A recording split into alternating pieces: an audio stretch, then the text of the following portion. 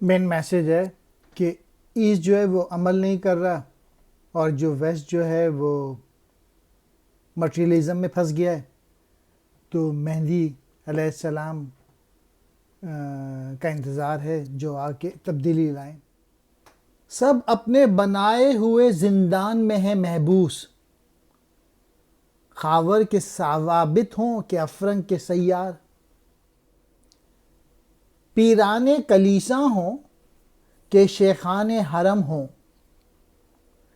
نے جدت گفتار ہے نے جدت کردار. اقبال کہہ رہے ہیں سب اپنے قید خانے میں بند ہیں، قیدی ہیں، چاہے مشرق ہو چاہے مغرب. مشرق میں بے حیثی ہے، بے حرکت ہے قوموں میں، اور مغرب میں جو حرکت ہے وہ مادہ پرستی کی ہے. اقبال کہہ رہے ہیں چاہے گرجا کے پادری ہوں یا مسلمانوں کے علماء دین، کوئی نئی بات نہیں کر رہے، صرف باتیں ہی باتیں ہیں، اور وہ بھی پرانی باتیں. مہدی ایک ایسا شخص جو قرب قیامت کے وقت نبی کریم صلی اللہ علیہ وآلہ وسلم کی اولاد میں سے اسلام کو زندہ کرنے کے لیے آئے گا.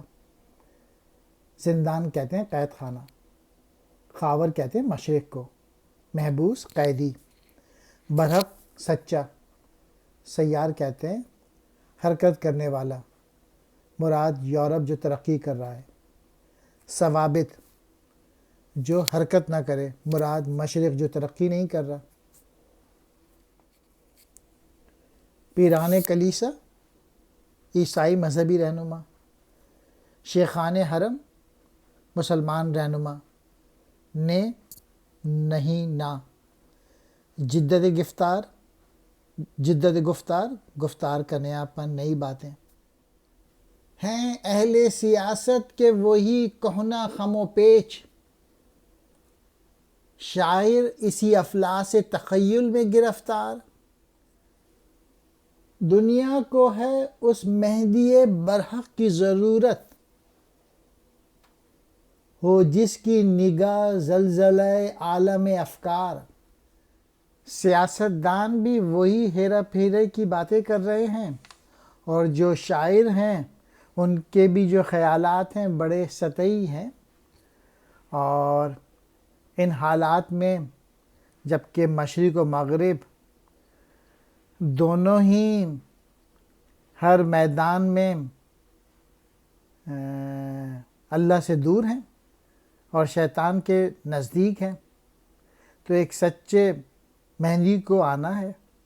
وہ آ جائے تاکہ الٹ پھلیٹ کر دے اس دنیا میں، خیالات کا زلزلہ لے آئے اور نئے خیالات، شرافت کے، آنیسٹی کے، اللہ سے محبت کرنے کے خیالات لے کے آئے.